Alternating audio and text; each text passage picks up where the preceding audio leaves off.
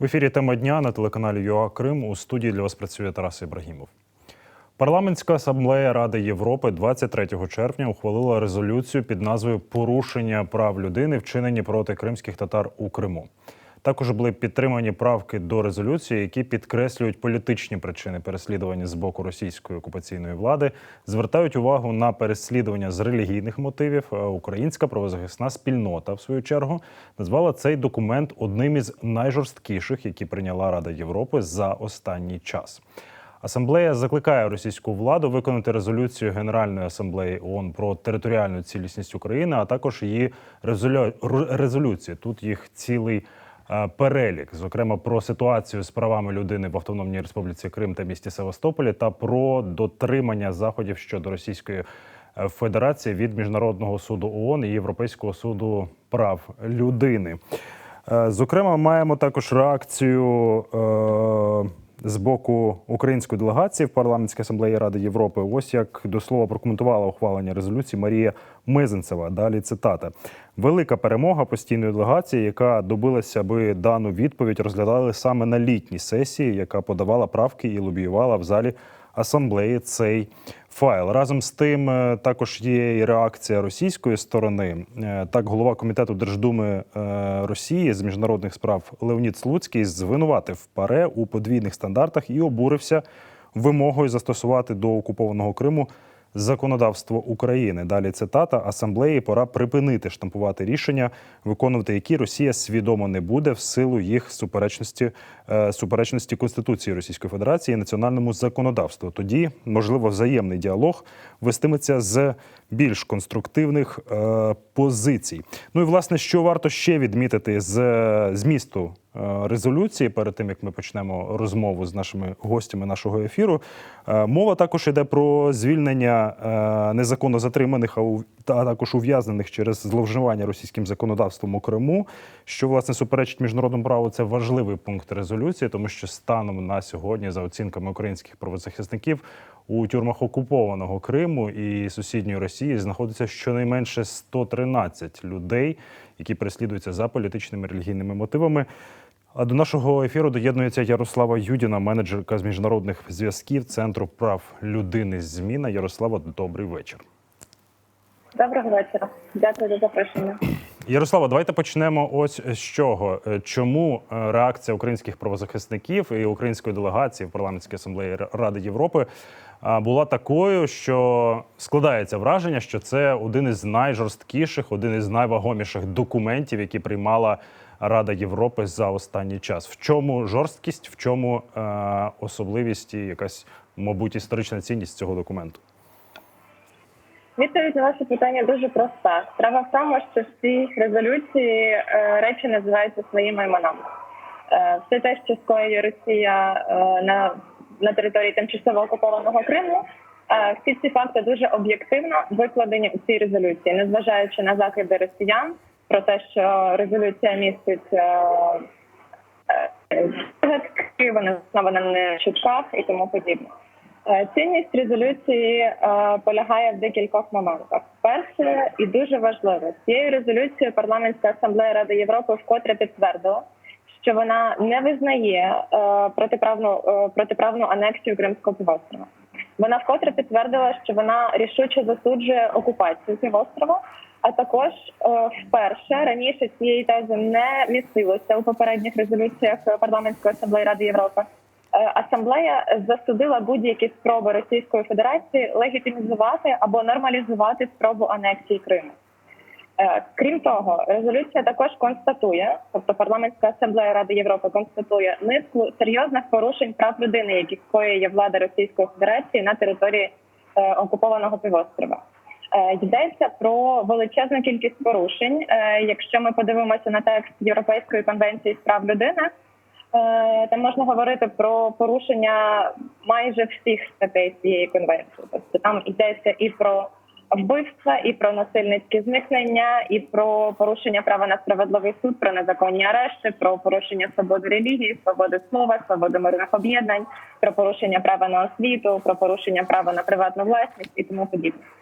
Дуже багато порушень, всі вони висвітлені дуже об'єктивно у звіті, який став основою резолюції, за що величезна подяка репортерці пані Сунні з Ісландії, яка провела неймовірну роботу, і дійсно резолюція дуже об'єктивно висвітлює ті порушення, які мають місце в Криму до сих пір. Ще з важливого, відповідно до цієї резолюції, Парламентська асамблея Ради Європи закликає Росію негайно припинити такі порушення. Крім того, вживати всіх можливих заходів для попередження таких порушень у майбутньому. Пані Ярославо, Це ще...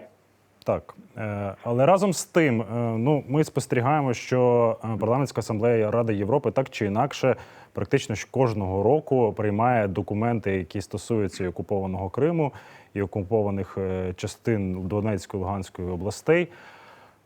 Не завжди ці документи виконуються російською стороною, тим паче, що резолюції вони носять такий характер рекомендаційний. Тобто в чому відмінність, можливо, цієї резолюції? Чи є якесь розуміння в українських правозахисників, міжнародної спільноти, української делегації, парламентській асамблеї того, яким буде подальший покроковий або, можливо, не покроковий, але загальний план і розуміння того, як Росію примусити виконувати ті пункти, які прийняті в резолюції, тому що тут, звісно, не варто цитувати постійно, тобто посилатися на російську сторону, але тим не менше це важлива, як на мене, цитата Леоніда Слуцького про те, що Росія не буде виконувати, свідомо не буде виконувати цю резолюцію, тому що вона суперечить з точки зору Росії, російському законодавству, Конституції і іншим законам, нормативним актам і так далі.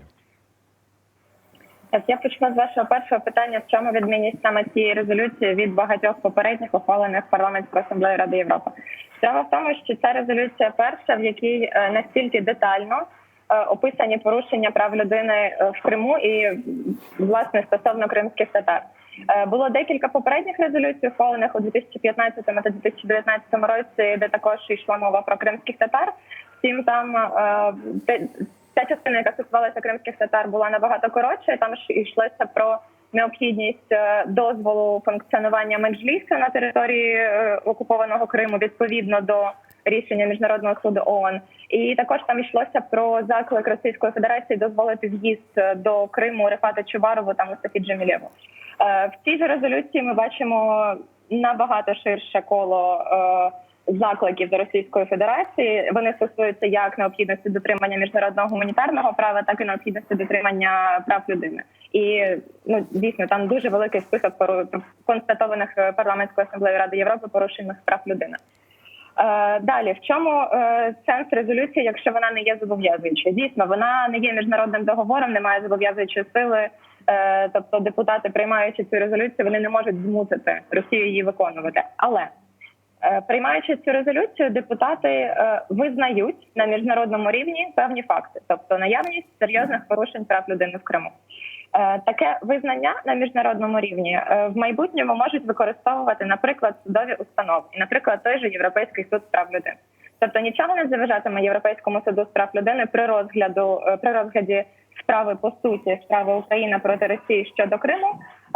Посилатися на цей документ. Так, посилатися і зважати на висновки, які були досягнуті асамблеєю при підготовці цього звіту і голосуванні резолюції. Стосовно того, що Росія відмовляється виконувати, в цьому немає нічого дивного. Росія вже довгий час проводить незмінну свою політику. Це політика шантажу, це політика абсолютної незгоди, ультиматумів і тому подібне. Що цікаво, що під час голосування цієї резолюції Росія залишилася в пленарному залі асамблеї одна. Я думаю, це було певним чином неочікувано для самої російської делегації, тому що ми знаємо, що в парламентській асамблеї є низка держав, які є більш лояльними до Росії, ніж нам би хотілося. Зокрема, це французька делегація, швейцарська делегація. Зокрема, проти ухвалення цієї резолюції проголосував один швейцарський депутат, 16 російських, один швейцарський. Але під час обговорення цієї резолюції французи, які зазвичай висловлюють досить проросійські погляди, одноголосно висловлювалися за підтримку цієї резолюції. Інший представник швейцарської делегації так само підтримував резолюцію. І тобто з голосування ми бачимо, що проти була лише російська делегація майже повним складом, так був один депутат, який отримався. і один швейцарець, який проголосував проти. Тобто російська делегація не мала належної підтримки в залі, хоча я впевнена, що вона на неї розраховувала. Мабуть, розуміючи, що такої підтримки немає, російська делегація і не подавала поправок до цієї резолюції. І пан Олександр Бабкін, російський депутат, він навіть у своєму виступі підсумував, що резолюція є настільки поганою, що російська делегація не вважає за потрібне подавати до неї поправки, тому що жодним чином її не можна зробити кращою.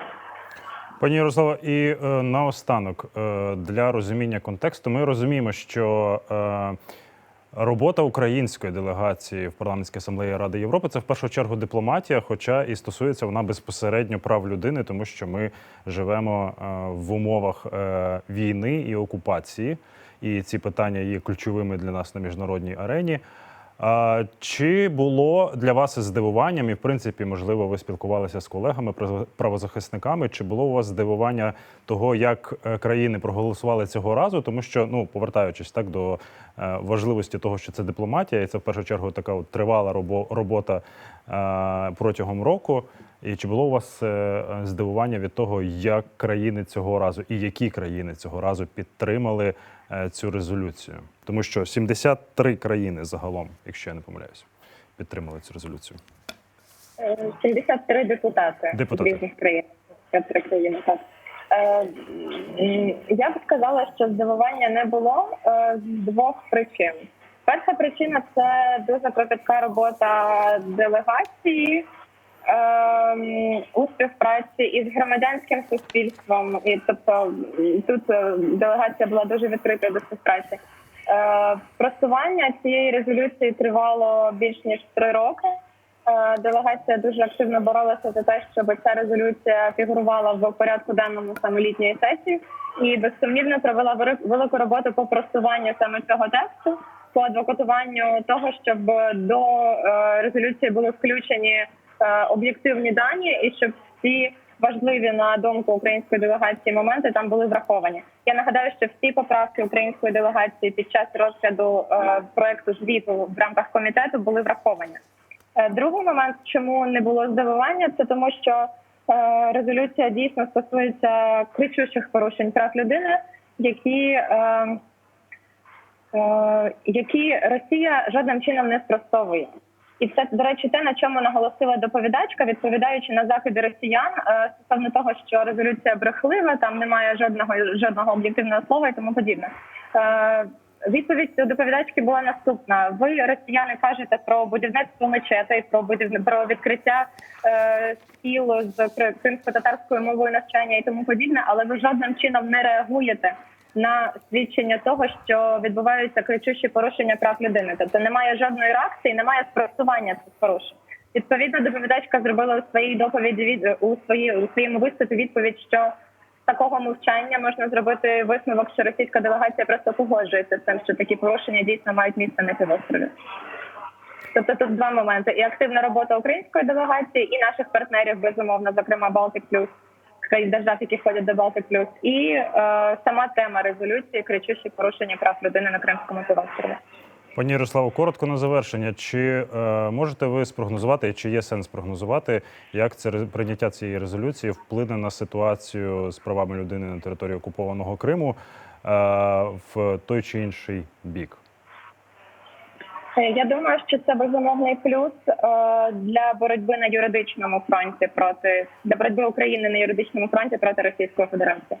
Всі ці міжнародні документи, вони є доказами на міжнародному рівні, констатації на міжнародному рівні того, що дійсно відбувається порушення, що Російська Федерація не дотримується міжнародного права, не дотримується стандартів прав людини, і рано чи пізно, але за це не стане відповідальність. Але чи може Росія, наприклад, у відповідь там або посилити тиск на громадянське суспільство, продовжуючи порушувати права людини, чи взагалі, чи навпаки, утиски політичні на релігійному підґрунті можуть послабитися? Прогнозувати дії Російської Федерації насправді дуже важко, тому тут, я думаю, я вам не відповім на це питання. Дякую вам за фаховий коментар. З нами на зв'язку обговорювала резолюцію Парламентської асамблеї Ради Європи Ярослава Юдіна, менеджерка з міжнародних зв'язків Центру прав людини. Зміна. Говорили ми в тому числі про те, що 73 депутати від різних країн підтримали цю резолюцію. Росія, в свою чергу, намагалася зірвати голосування про кримським татарам на літній сесії ПАРЕ. Як це було, розповів народний депутат, член української делегації в ПАРЕ Олексій Гончаренко. Пропоную подивитись. Россияне добивались его переноса под эгидой того, что по правилам Совета Европы за 3 месяца до выборов в какой-то стране, а напомню, что в России в сентябре выборы в Госдуму, или, как вы правильно сказать, в Госдуру, значит, так вот, что не должно быть вопросов этой страны. И тут поснимали вопросы по Навальному и прочие важные вопросы. И они еще пытались снять вопрос про крымских татар. Якобы это как-то имеет отношение к их стране, де юре. Де-факто, конечно, они осуществляют репрессии против крымских татар, об этом сказано в докладе. Но де юре никакого отношения они не имеют, потому что они оккупанты. И поэтому это решение им не удалось провести. Отже, говоримо про резолюцію Парламентської асамблеї Ради Європи, яку ПАРЕ прийняла 23 червня під назвою «Порушення прав людини, вчинені проти кримських татар у Криму». Доєднується до нашої розмови Людмила Коротких, менеджерка Кримсько-татарського ресурсного центру. Пані Людмило, вітаю вас. Доброго вечора. Отже, до вас у нас у студії була Ярослава Юдіна, ваша колега, теж правозахисниця. Українська правозахисна спільнота, зокрема у соцмережах, і народні депутати України, і делегація України в парламентській асамблеї відзначила таку певну історичну цінність цієї резолюції. І хотілося б почути в тому числі вашу точку зору. Чому, на вашу точку зору, чому ця резолюція, чим вона особлива?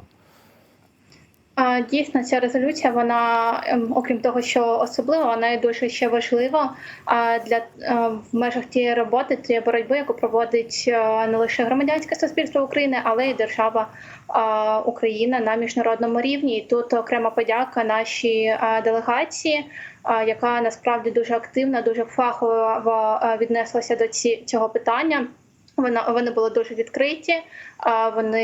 Звісно, що вони зверталися по допомогу до нас, до громадянського суспільства, зокрема до Кримсько-татарського ресурсного центру, оскільки ми є організацією, яка займається фахово і систематично правами корінних народів, і виходячи з того, що резолюція стосувалася переважно в першу чергу прав кримськотатарського народу, ми співпрацювали, делегація зверталася з проханням надати візуальні матеріали, що також нашою організацією було надано, буклети, альбоми, все це було надіслано, передано делегації, яка використовувала цю інформацію в процесі кулуарної роботи, оскільки ми розуміємо, що жодна резолюція вона не приймається просто так.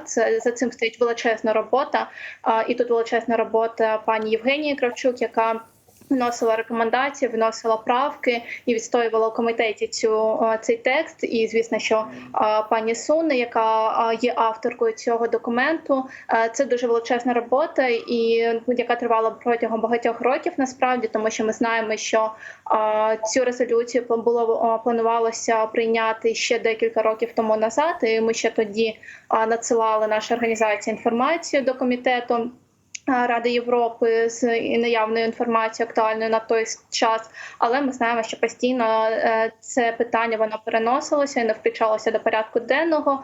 Ми знаємо це специфіку роботи у Раді Європи, і тому це, звісно, це дуже важливо, що нарешті ми маємо цю резолюцію.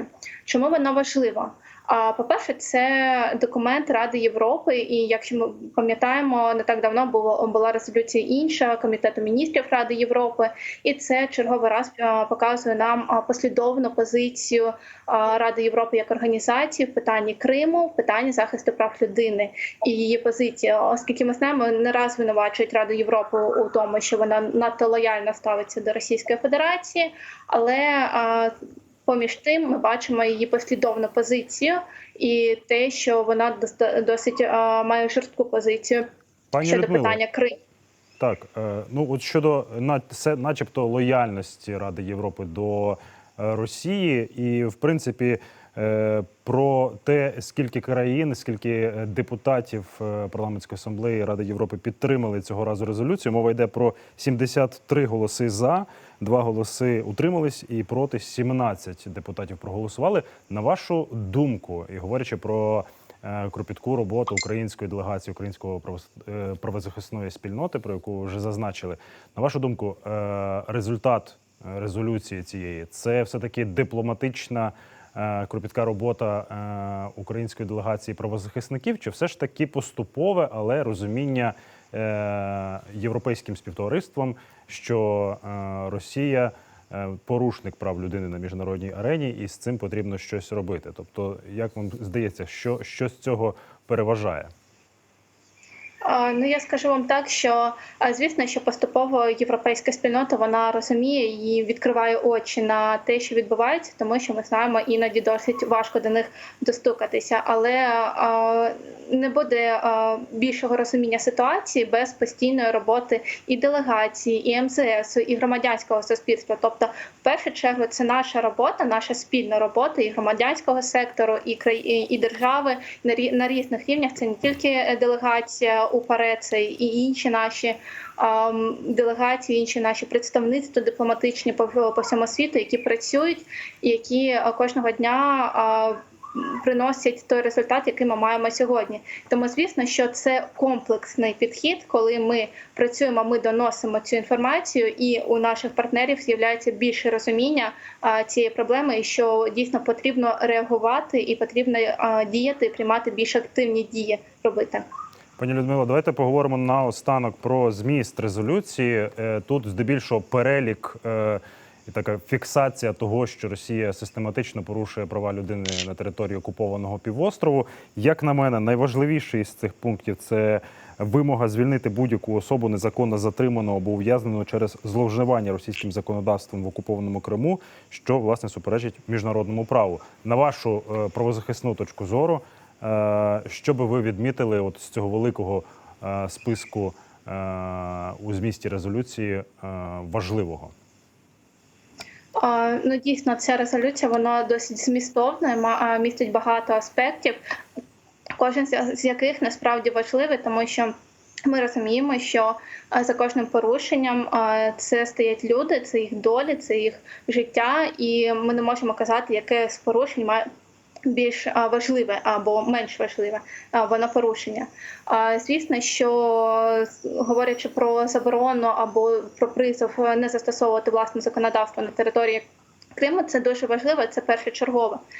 Це є відсилкою до міжнародного гуманітарного права, зокрема до 64 статті 4 Женевської конвенції про заборону використання власного законодавства на окупованих територіях. І, звісно, ми знаємо, що багато політично мотивованих переслідувань, вони є у зв'язку з тим, що російське законодавство, воно більш жорстке, вона містить більше заборон, і це стосується не лише політично мотивованих переслідувань, але і інших категорій порушень, коли є невідповідність. Навіть якщо казати про право на мирні зібрання та асоціації, також є відмінності. Наприклад, для того, щоб провести мітинг у нас в Україні, відповідно до нашого законодавства, нам не потрібно мати дозвіл. Нам достатньо всього лише повідомити місцеву владу, і ми маємо змогу вже його проводити. В Росії обов'язково повинен бути дозвіл, навіть більше. У Криму вони місцевим актом окупаційного органу вони вирішили, назначили перелік місць, де можна проводити такі зібрання. Але це право на мирні зібрання є також дуже важливим для реалізації інших прав. Тобто тут важко виокремити якесь окремо. Звісно, що для нас дуже важливо чергова згадка про відновлення діяльності Меджлісу кримськотатарського народу. Це представницький орган, і таким чином його заборона є, і це відзначено в резолюції, порушенням політичних прав кримськотатарського народу, цілого народу, який, на жаль, залишився без свого голосу, без представницького інституту, і багато чого відбувається в Криму, тих подій, які за нормальною діяльністю Меджлісу, за виконання всіх вимог, які є в міжнародному праві, що стосується прав корінних народів, багатьох цих проблем не мало би, в тому числі і переважної більшості це екологічні проблеми, які ми бачимо в Криму. Тому, звісно, що ця резолюція вона дуже змістовна, вона дуже важлива, і це важливо відзначити, що це документ Ради Європи, тобто парламентська асамблея Ради Європи є структурою Ради Європи, і вже цей документ зобов'язує саму Раду Європи діяти відповідно до його документів, до його принципів, до того, що вони прийняли. Тому ця позиція, ця резолюція, вона буде виконуватись надалі. Нею встановлено вимогу подальшого моніторингу, і я впевнена, що Рада Європи буде продовжувати цю роботу. Пані Людмило, дякую вам за фаховий коментар. З нами на зв'язку була Людмила Коротких, менеджерка Кримсько-татарського ресурсного центру. Говорили з нею, а також з Ярославою Юдіною, менеджеркою з міжнародних зв'язків Центру прав людини «Зміна». Обговорювали резолюцію, яку ухвалила Парламентська асамблея Ради Європи 23 червня. Вона стосується прав людини, порушення прав людини Росією на території окупованого Криму. І, зокрема, мова йде про порушення прав людини щодо кримських татар, які є, в принципі, такою найбільшою групою людей, проти яких і ведуться порушення систематичні з боку Росії. Це була тема дня. У студії для вас працював Тарас Ібрагімов. Побачимось.